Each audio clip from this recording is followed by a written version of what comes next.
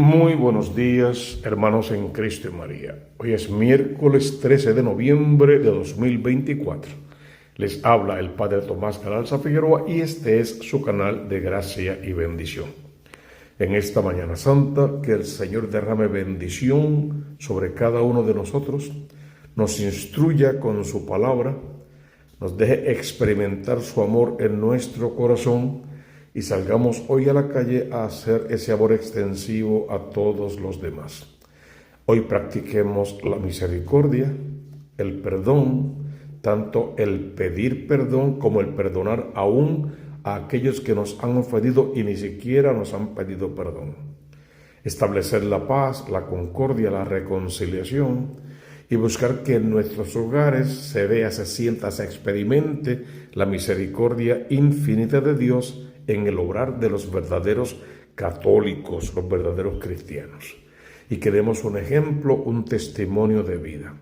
Que seamos mansos y humildes de corazón, que tengamos un corazón semejante al corazón del Cristo de la gloria y, como decimos siempre, que pasemos por este mundo siempre haciendo el bien.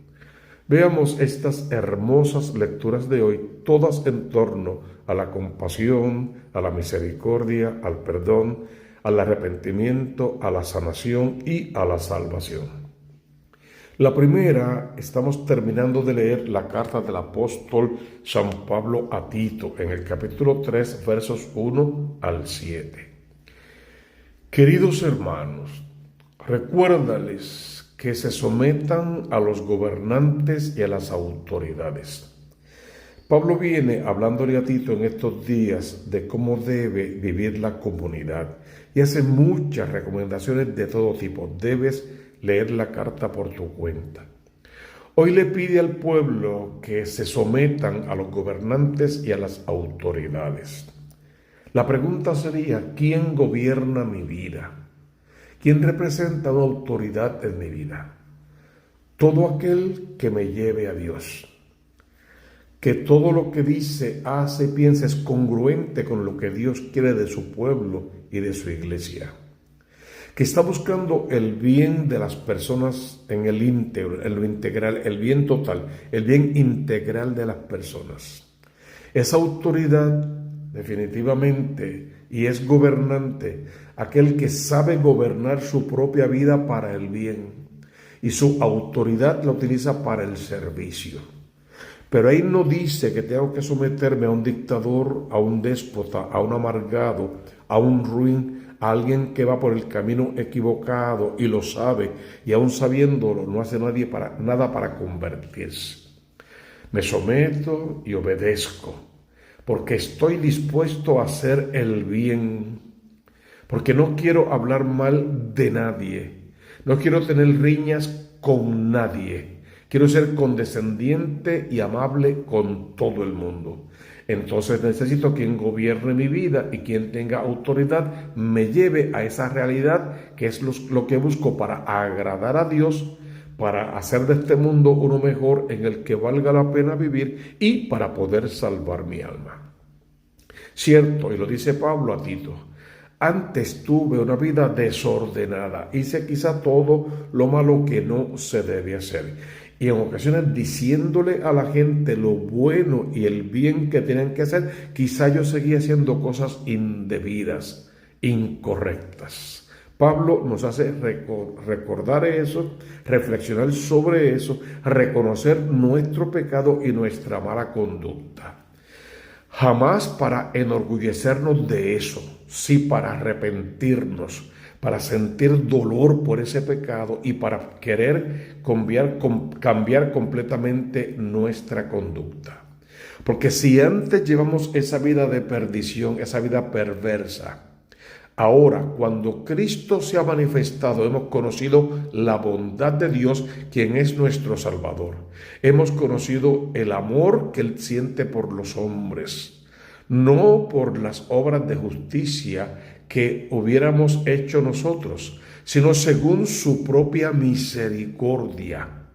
Nos salvó por el baño del nuevo nacimiento, de la renovación del Espíritu Santo, que derramó copiosamente sobre nosotros por medio de Jesucristo nuestro Salvador, para que, justificados por su gracia, seamos en esperanza herederos de la vida eterna.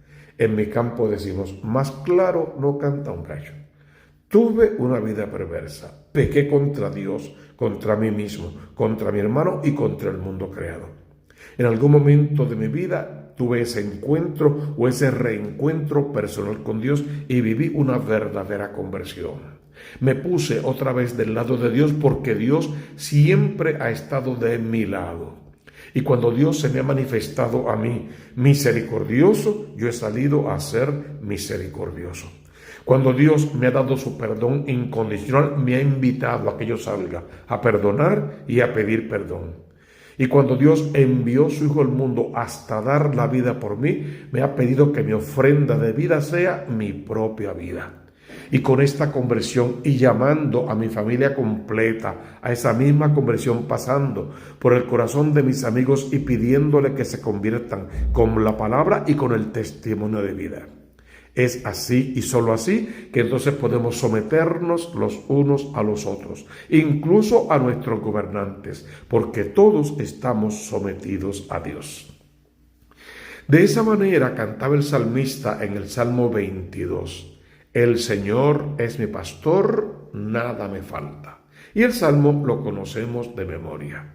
¿Qué le pedimos a Dios desde este Salmo?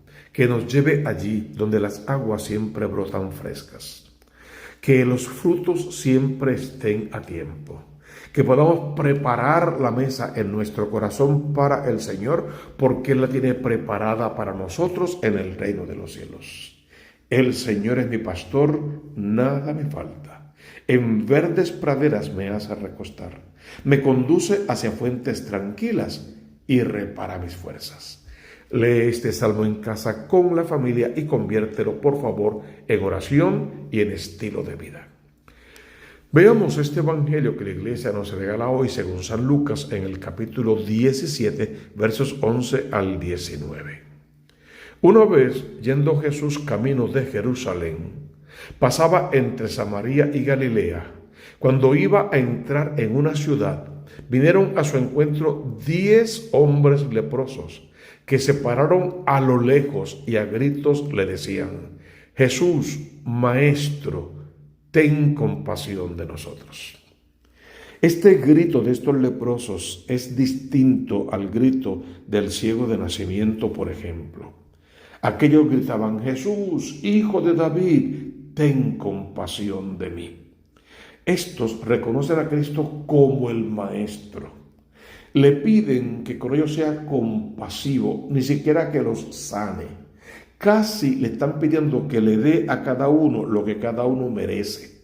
Y de hecho, cada uno recibe lo que merece. Ante ese grito, Dios lo mira a la distancia y en la distancia le grita: vayan a cumplir con la ley. ¿Quieren misericordia?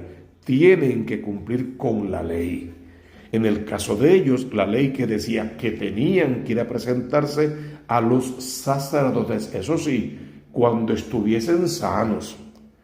Ellos todavía eran leprosos. Sin embargo, Jesús le pide: vayan a presentarse a los sacerdotes.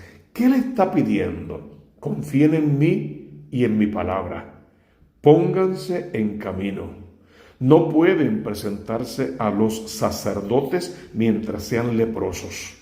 Pónganse de camino y en el caminar irán quedando sanos.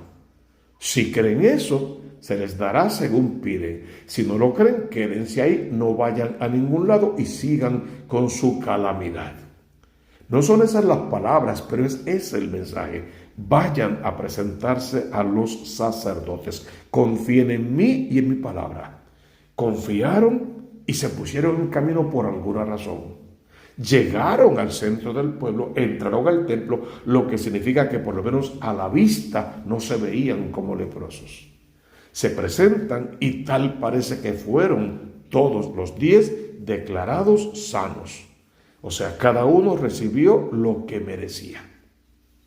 La grandeza es que uno de ellos, solo uno, quien era samaritano, que no era del pueblo elegido, volvió a Jesús. Los demás se conformaron con estar sanos y tuvieron lo que querían, lo que buscaban y lo que merecían. El que regresó a dar gracias, además de sanación, obtuvo salvación. Ven acá, ¿no quedaron sanos los 10? Solo uno vino a dar gracias y es samaritano. Solo uno reconoció el poder, el amor, la misericordia. Solo uno es agradecido. Pues a ti te digo, vete en paz, tu fe te ha salvado. Y ese recibió sanación, misericordia, perdón por los pecados seguramente, pero sobre todo salvación.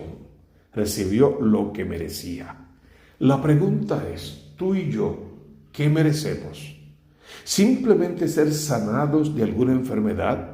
¿Que se nos resuelva algún problema?